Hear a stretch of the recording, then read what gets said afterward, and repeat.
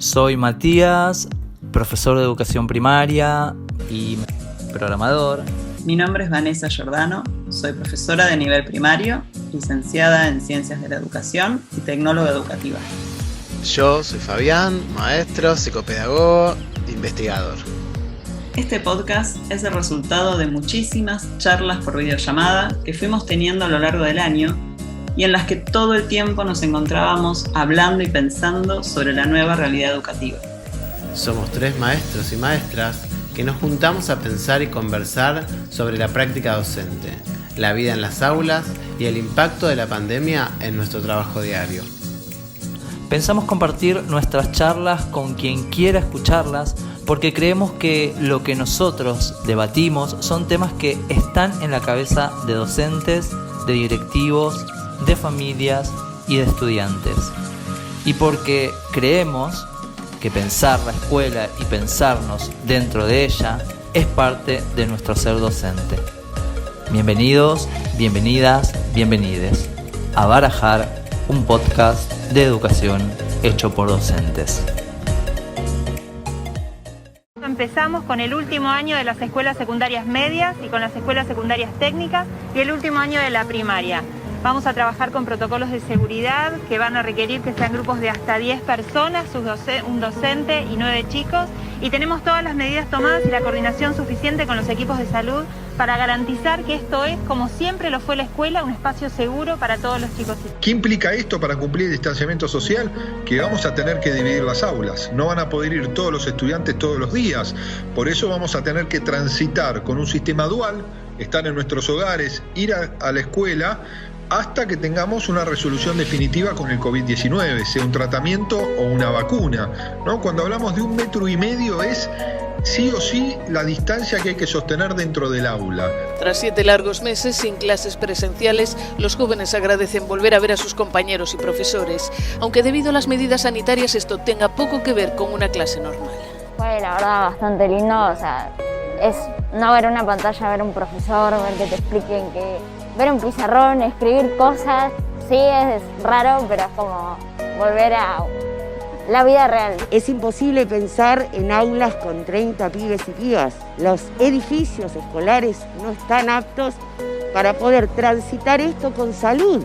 Los padres están tan preocupados como nosotros. Hablando de burbuja, hoy fue mi último día de presencialidad virtual.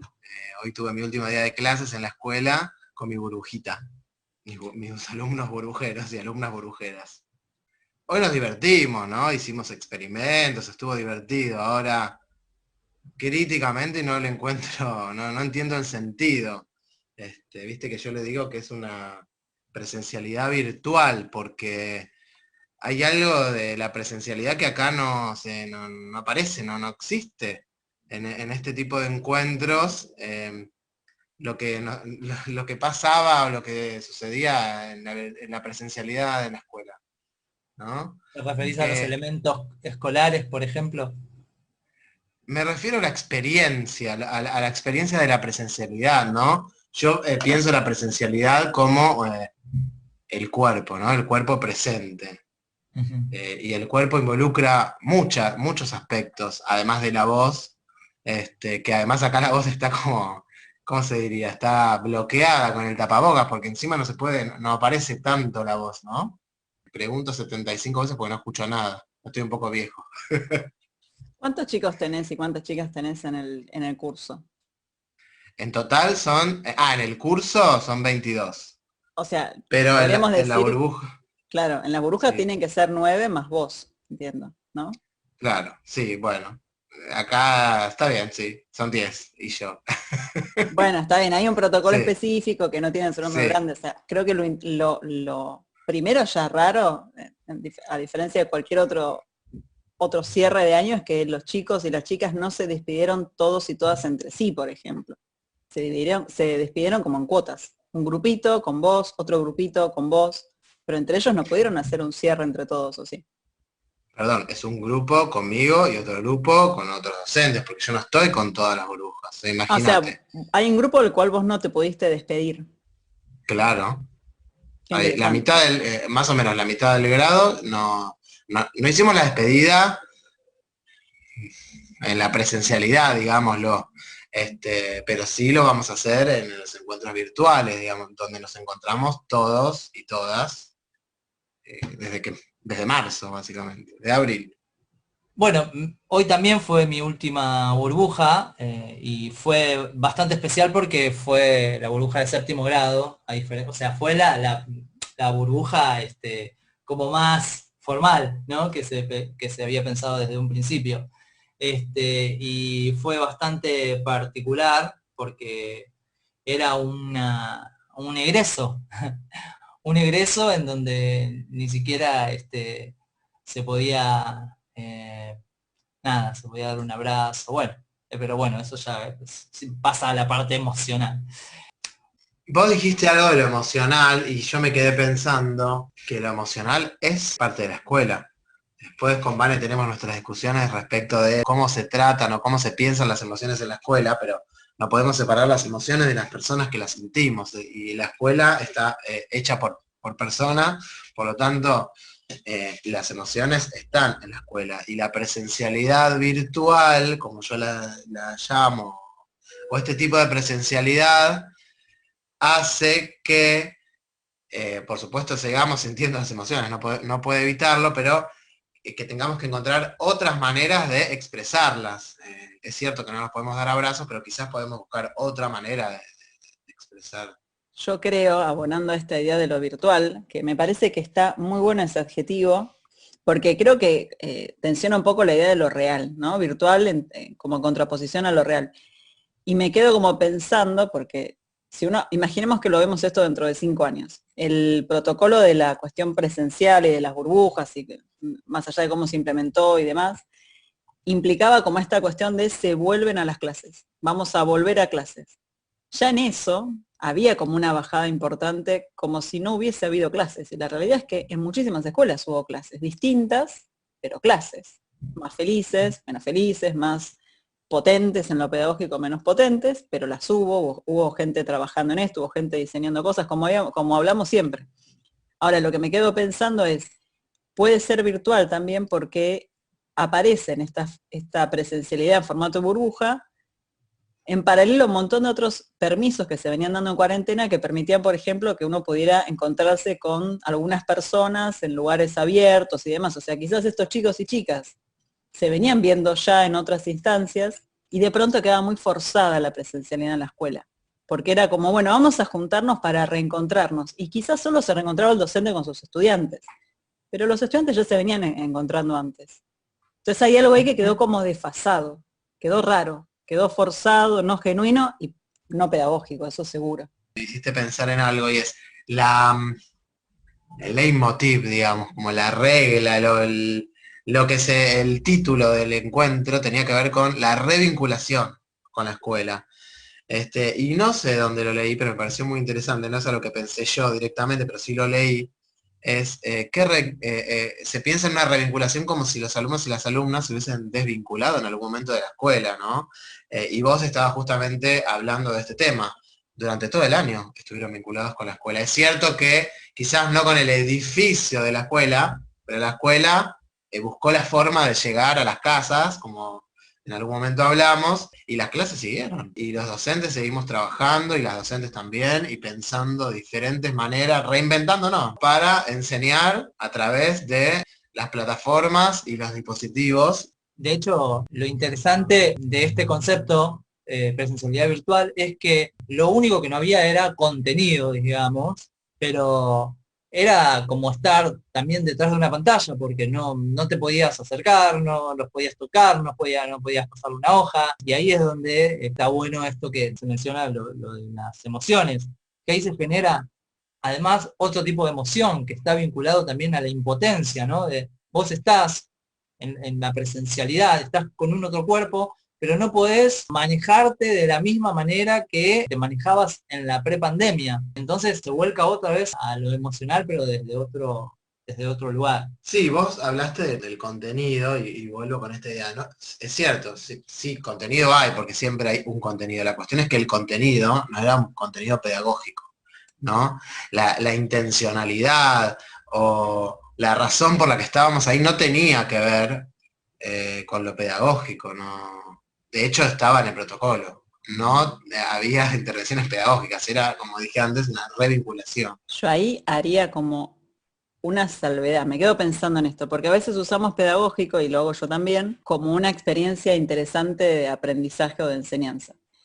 Y en verdad sí, si yo junto a gente en una escuela, en una institución, con un montón de normas, pongo la idea de una autoridad, o sea, el docente en ese contexto tiene más autoridad o tiene una autoridad específica, hay roles, ¿no? Hay tiempos, o sea, hay una institución funcionando, hay un contenido pedagógico, o sea, hay algo ahí, se está enseñando algo. En este caso, más que nada, se están enseñando medidas de distanciamiento, de cuidado y de cuestiones así más referentes a lo sanitario. Hay un contenido pedagógico, de hecho hay un concepto muy interesante que es el de currículum oculto, que sería todo esto que no está escrito en el currículum oficial, que sería este gran libro, por decirlo de alguna forma, donde aparecen listados todos los contenidos y los enfoques que se deben enseñar en cada nivel y con ciertas indicaciones. Pero siempre se habló de esta otra cosa que tiene que ver con lo que se aprende en la escuela, que no está escrito, pero que todos sabemos porque fuimos a la escuela. Entonces, estos chicos y estas chicas van a haber incorporado una cantidad de hábitos específicos luego de haber transitado las burbujas. Yo no estuve este año en una burbuja más que nada por el rol que ejercí en las escuelas donde trabajé en esta cuestión muy eventual. No me tocó estar a cargo de una burbuja y estoy segura que hay un montón de cuestiones que no incorporé, porque no estuve, no pasé por esa experiencia, que en tanto ocurre en una escuela y en tanto hay un docente y hay alumnos, empieza a ser educativa. Lo que quizás hay que pensar es qué costo tuvo eso. O sea, la idea era revincular para generar una situación educativa específica. Fue así, o sea, si uno hace el balance, ustedes que ya fueron y tuvieron burbujas a cargo, uno termina ahora el año y dice, hoy fue mi último día. ¿Siente que hubo una situación de aprendizaje ahí, que uno diga, bueno, ¿esto valió la pena? Es polémica tu pregunta, es interesante porque tiene algunas aristas. A ver, ¿hubo aprendizaje? Y te responde ahí, así como vos lo planteaste, es imposible que no hubiese habido aprendizaje, ¿no? Cada uno y cada una habrá aprendido algo, eso para empezar. Y sí, seguramente algunos hábitos que no habían construido se deben haber construido. No fueron tantos los encuentros tampoco, en mi caso fueron 4, yo no tengo séptimo grado, estuve con tercero. Ahora, si valió la pena, ese es otro aspecto, es decir, hubo costos, como vos lo dijiste, y el costo tenía que ver sobre todo con el cuerpo, teniendo el barbijo, el tapabocas, perdón, puesto, tratando de hablar, hubo un costo que tiene que ver con el esfuerzo, el forzar las cuerdas vocales, ¿no? Yo terminé bastante afónico, pero no solamente yo, le pasaba a los chicos y las chicas que querían hablar, era bastante frustrante porque la verdad es que no sé, hay algo de la conversación que no fluye, no hay una conversación, porque para poder yo conversar tendría que acercarme, porque como no escucho, pero tampoco me puedo acercar porque es parte del protocolo. Me quedo pensando en esto que decís, creo que en dos cuestiones. Una es, yo estoy segura que algo se aprendió. Ahora mi pregunta es si estaba bueno eso que aprendieron, esto de mantener una distancia, de estar pensando continuamente que el otro es un agente que contamina o que puede contagiarme o que es peligroso. Mucho del argumento fuerte que se usó en su momento era el trauma que genera a los chicos y chicas no ir a la escuela, ¿no?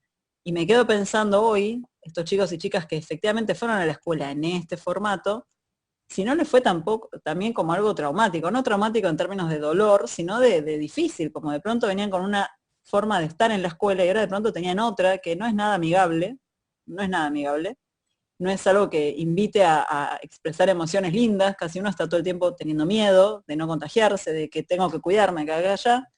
Me quedo pensando si esos chicos y chicas que efectivamente fueron a la escuela volvieron diciendo, la verdad es que la pasé genial. Quizás sí. Yo puedo hablar de mi experiencia es que mis alumnos, o sea, puedo hablar de mí, realmente, de mí no, de ellos y de ellas, sí, lo disfrutaron, o sea, no había que hacer mucho para que la pasaran bien porque tenían muchas ganas de reencontrarse. Esto es así, sucedía.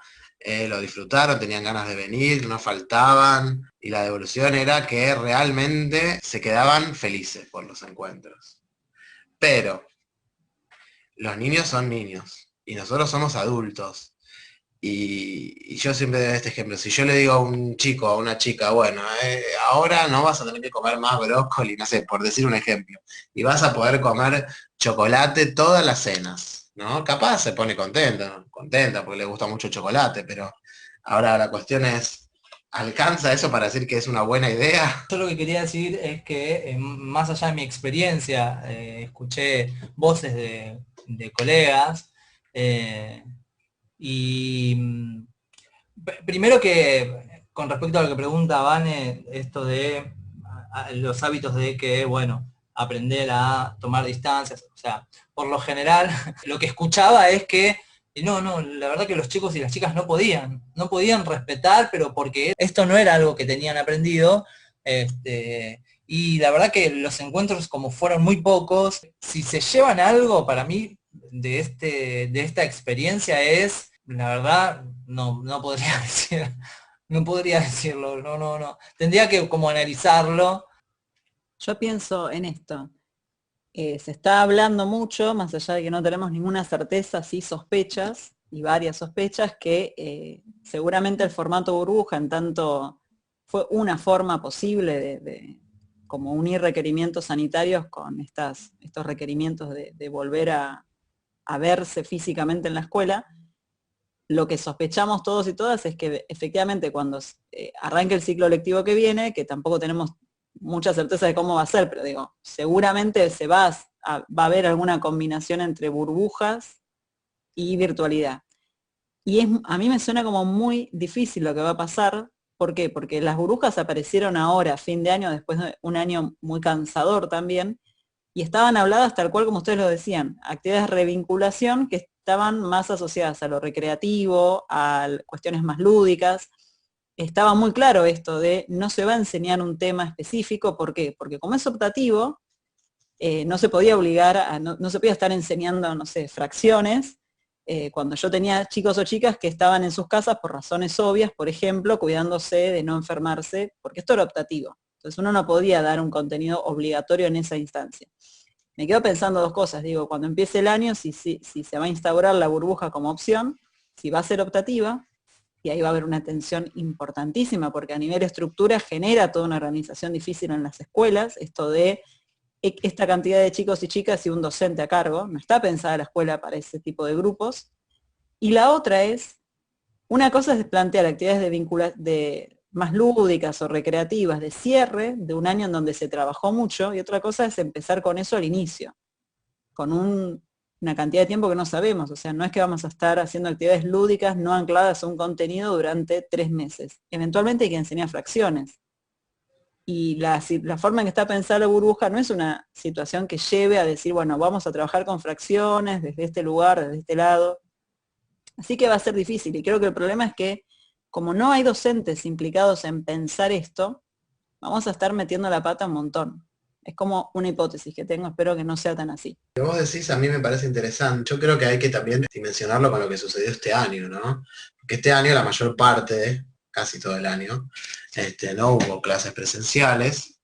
Las clases que hubo, si es que, bueno, porque no todas las escuelas tuvieron, digo, fueron a través de plataformas virtuales o cuadernillos, como, no sé, se mandaban actividades por WhatsApp de distintas maneras, pero el objetivo de este año no fue el mismo objetivo que tuvo la escuela hace el año pasado, por decir, ¿no? Habría que pensar cuál fue, pero no pudo haber sido el mismo, porque no se puede, o por lo menos no sabemos cómo, los docentes que fuimos formados a la antigua me refiero a hace un año,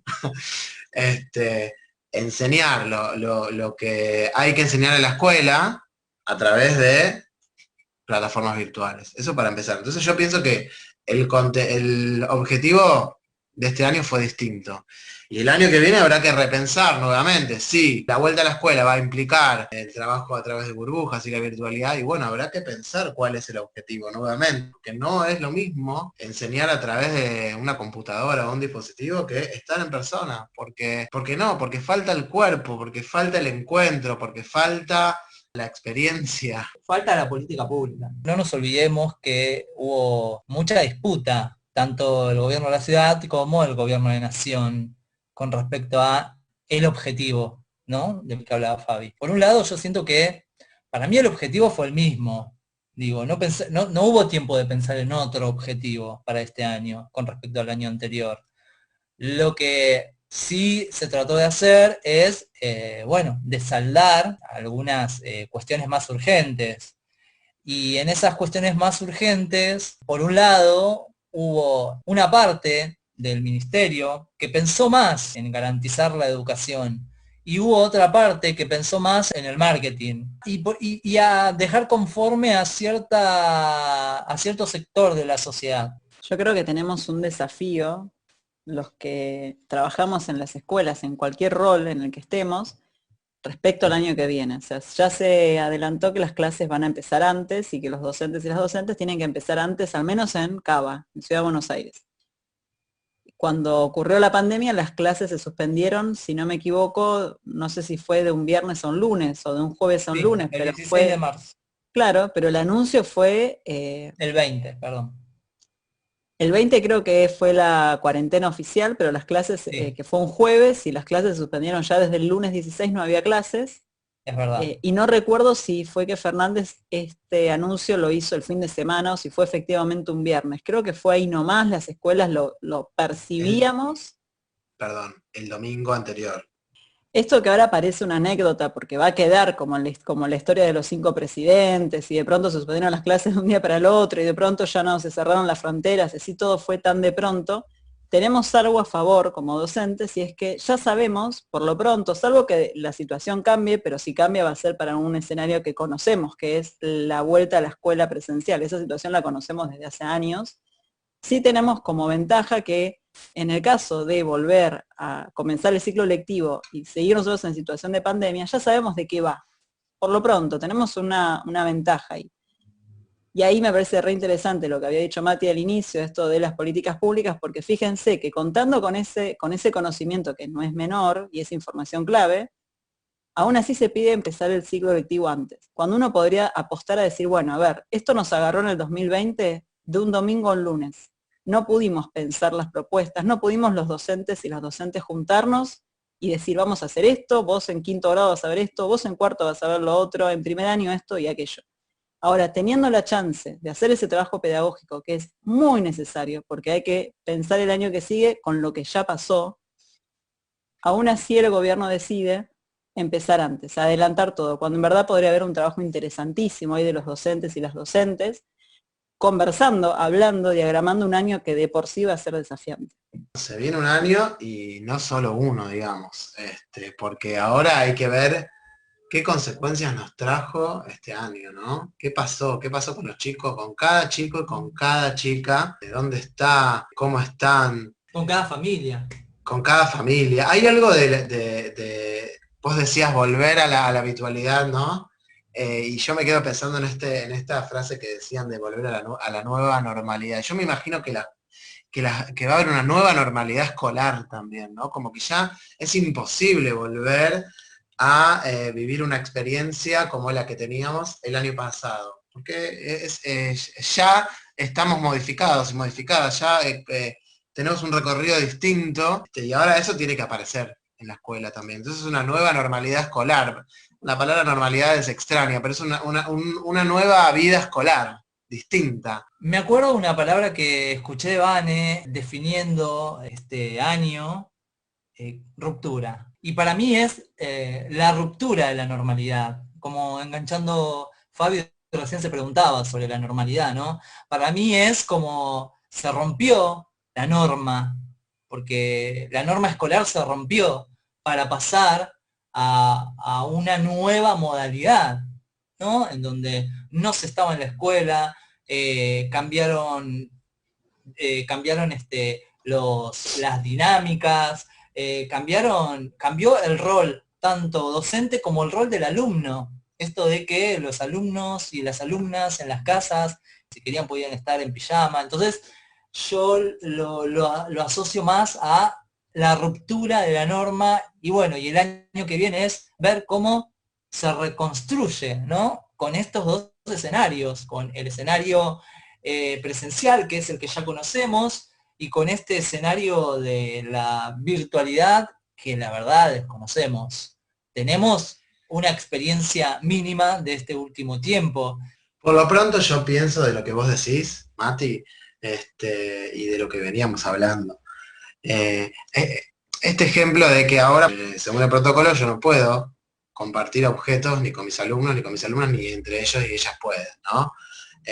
Pero es algo que se trabaja mucho en la primaria, poder compartir, ¿no? Si alguien tiene un lápiz y otra persona no tiene, se lo presto. Si tengo 2 lápices, ahora no se puede. En este momento eso no se puede.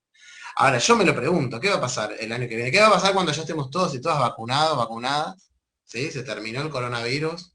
Se terminó en lo tangible, pero en la cabeza está, digamos, coronavirus. Que van a preguntar, ¿qué se aprendió? Y se aprendió que uno se puede infectar por tocar el objeto que te presta un compañero o una compañera. ¿Qué va a pasar con eso? ¿Cómo lo vamos a resolver? ¿Cómo lo vamos a repensar? No te presto, pero me pongo alcohol en gel, o no va a estar en la mente de nadie. Yo pienso que antes de prestar un lápiz, cualquiera va a pensar, ¿y si me contagio? ¿No? Algo de lo que me quedé pensando es, más allá de que lo conversamos, uno podría decir que es una pálida, porque si uno lo ve como balance de fin de año, hay muchas cosas a mejorar y muchas cosas que quizás no estuvieron tan bien pensadas. Más allá de que la pandemia nos agarró a todos de imprevisto, sí rescato, creo que también a modo de balance, que la pandemia hizo que muchos y muchas docentes estuvieran en contacto entre sí, más que nada por hasta uno lo pensaría como válvula de escape, ¿no? Como está pasando todo esto, no sé qué hacer, vos qué haces cuando estás en la escuela, y vos cómo lo estás laburando, y vos cómo lo estás pensando. Al punto tal que nos pasó a nosotros 3, que no estamos este año trabajando todos en la misma escuela, nos sentimos continuamente convocados. Nuestras charlas, en lugar de ser charlas para hablar de la vida, terminaban siempre cayendo ¿y en tu escuela vos qué estás haciendo? ¿Y vos cómo lo estás viviendo? ¿Y vos qué te parece? ¿Y vos qué pensás? Creo que algo de lo positivo y que espero se continúe el año que viene y así los que siguen, es que los docentes empezamos finalmente a autoconvocarnos para pensar la educación. Y eso no es menor. Y quizás le habrá pasado a mucha gente. Sí, ya que decís esto, a mí me gustaría proponer a quienes nos estén escuchando, que puedan comentar cómo se imaginan el año que viene, si tienen alguna duda, alguna expectativa. En nuestras redes pueden escribir lo que tengan ganas. Gracias por acompañarnos en este episodio de Barajar. Nos pueden seguir en redes, por Instagram en @barajareducativo y por Twitter en @barajar_edu. Nos volvemos a encontrar entonces en nuestro próximo episodio de Barajar.